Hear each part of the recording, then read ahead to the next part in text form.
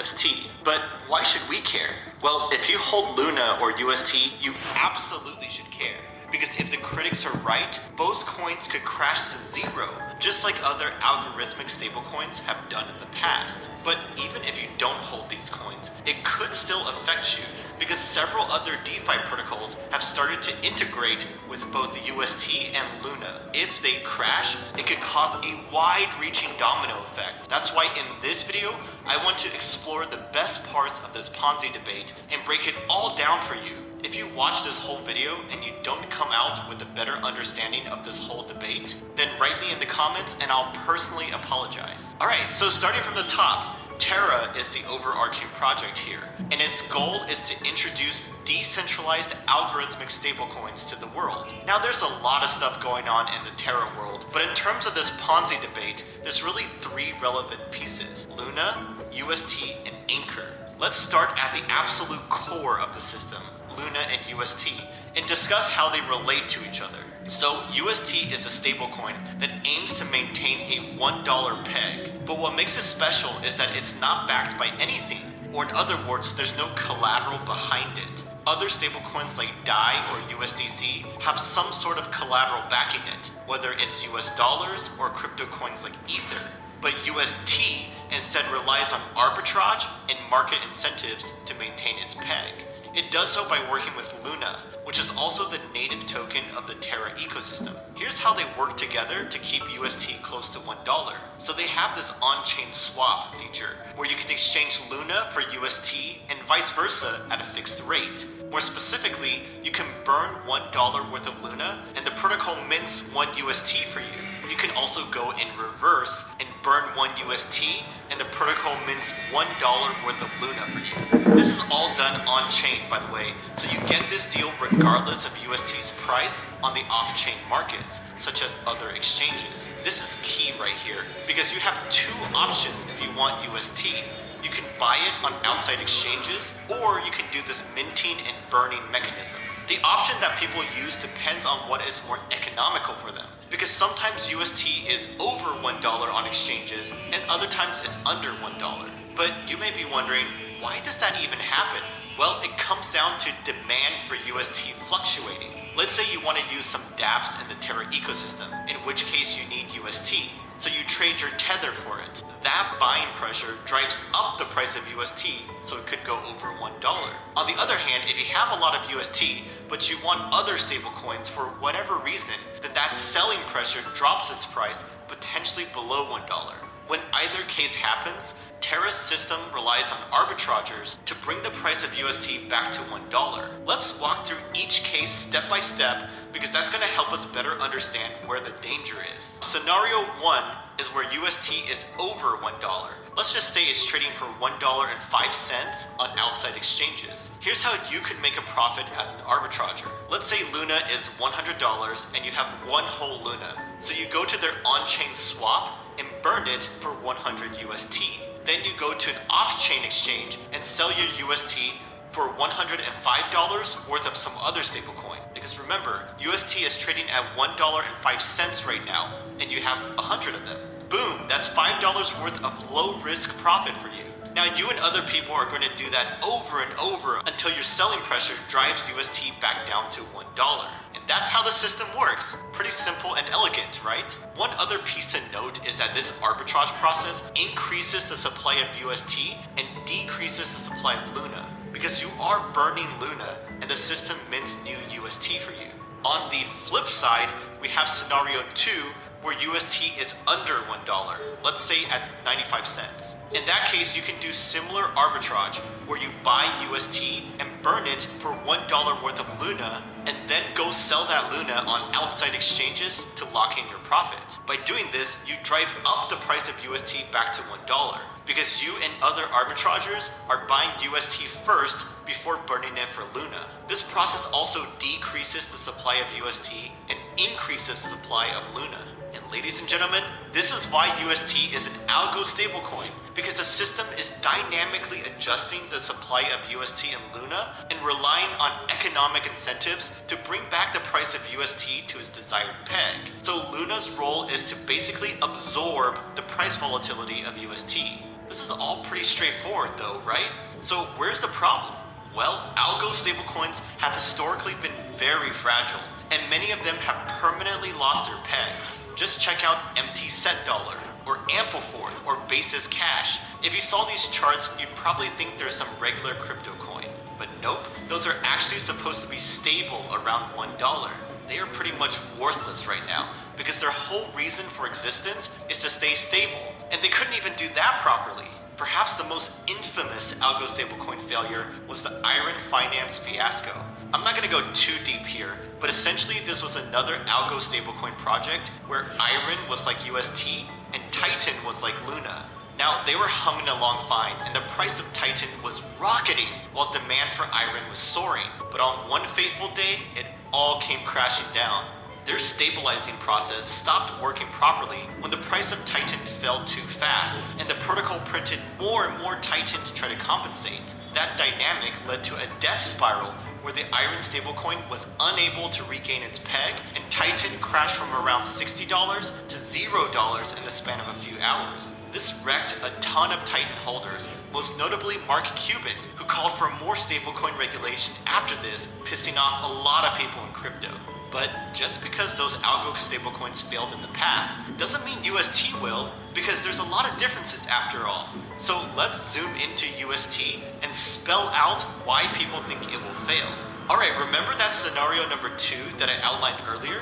That's where UST is under $1 on off-chain markets. Well, if there's a lot of selling pressure for UST and it's hard to bring it back to $1, then there's a big problem.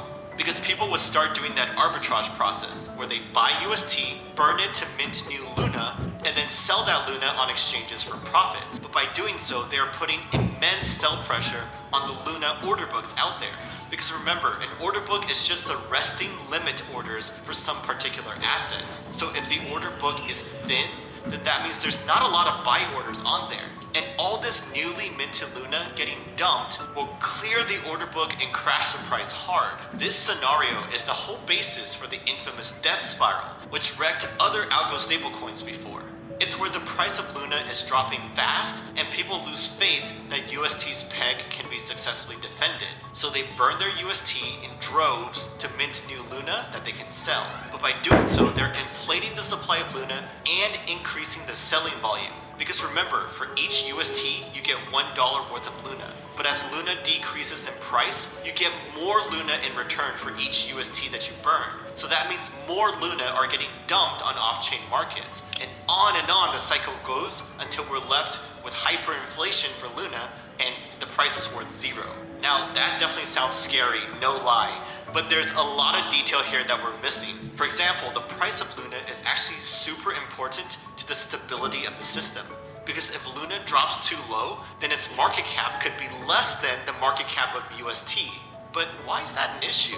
Well, because the system promises us that its on-chain swap will always give us $1 worth of Luna for every 1 UST that we burn. But if Luna's market cap is lower than UST's, then burning every UST out there wouldn't get us the equivalent dollar worth of Luna that we're promised. So if people see Luna's market cap dropping lower and lower, then that could lead to the loss of confidence that I mentioned earlier. Another aspect that's super important is how much liquidity there is on-chain with the swap feature versus off-chain on exchanges. Ideally, we want the on-chain liquidity to be slightly less than the off-chain liquidity. This means more liquidity for Luna and UST on exchanges like Binance and Uniswap compared to the on-chain swap. Because remember, if outside order books are too thin, then the normal arbitrage selling would affect Luna's price too much, and that could lead to the death spiral.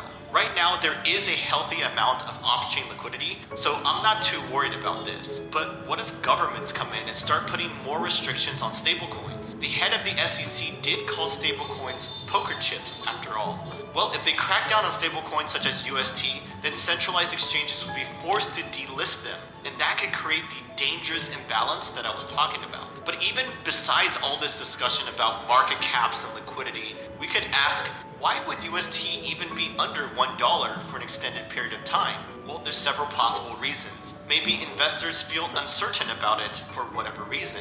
Or maybe they want to use some other DeFi protocols that don't accept UST. Or maybe the overall growth of Terra ecosystem just stalls or decreases, in which case the current supply of UST is more than enough and people don't need to buy or mint extra. All of these scenarios could lead to more selling pressure for UST, which decreases its price. That's why it's super important for UST and Luna to have multiple sources of demand, because if they each only have one real source of demand, then the system is very fragile. On the other hand, if there's a bunch of different places for people to use UST, and if there's a ton of different utility for Luna, then the system should be able to withstand more shocks. Now, just when you thought you're starting to understand this whole system, I'm going to throw you a curveball and add another layer on top. But first, I want to say that yes, unsustainable Ponzi's are something to avoid, but something else you gotta avoid is getting front run by bots when trading on DEXs. Fortunately, our video sponsors Bloxroute can help. Let me explain. So if you trade on the Ethereum mainnet using DEXs like Uniswap or SushiSwap, you see this number right here? It says minimum amount received. That number is the bare minimum of tokens you'll receive, or else your trade will auto-cancel. So there's some slack in the system, aka slippage, when it comes to the rate you get for your trade. But that's where the opportunity is for these sharks. They see your transactions sitting in the mempool waiting to be mined for the next block, and they come in with bots and front run you. They outbid your gas fee to get their transactions in front of yours, which leaves you with the worst exchange rate on your swap. This has actually happened to me before, but fortunately there's a solution. Bloxroute has a special front-running protection service that can protect us from these sharks. Just FYI, it is only for the Ethereum mainnet, but we connect our MetaMask wallet to their network of miners, and they mine our transactions privately by skipping the mempool. Best part is they only charge 15% of the transaction fee. So if you're a DeFi trader looking to step up your game, use my link down below for free $20 credit to try them out. Alright, so all our discussion about Luna and UST so far has ignored Anchor protocol, which is another key piece in this whole Ponzi debate. Anchor is the main lending/borrowing protocol for the Terra ecosystem, but they stand out by offering roughly 20% yield on your UST, which is among the highest that you can find in all of crypto. As you can imagine, that's driving a lot of demand for UST, and roughly 70% of all UST in circulation is sitting in Anchor collecting that sweet yield. But there's two sides to this, because we also have borrowers who deposit collateral, such as bonded Luna, in order to borrow more UST. Now, borrowers do have to pay interest on their loan, but they're essentially getting paid to borrow because Anchor Protocol rewards them in the form of Anchor tokens, and the amount that they get is more than what they pay in interest. That's pretty crazy, and we don't usually see people getting paid to borrow in the DeFi space. This makes Anchor's system pretty Ponzi-like right now, given that they're minting their own tokens to incentivize borrowing. But there's another problem here, because the protocol gives out 20% yield regardless of what's going on with the borrowers. If the protocol is to sustain itself, then the math has to balance out. Let me explain.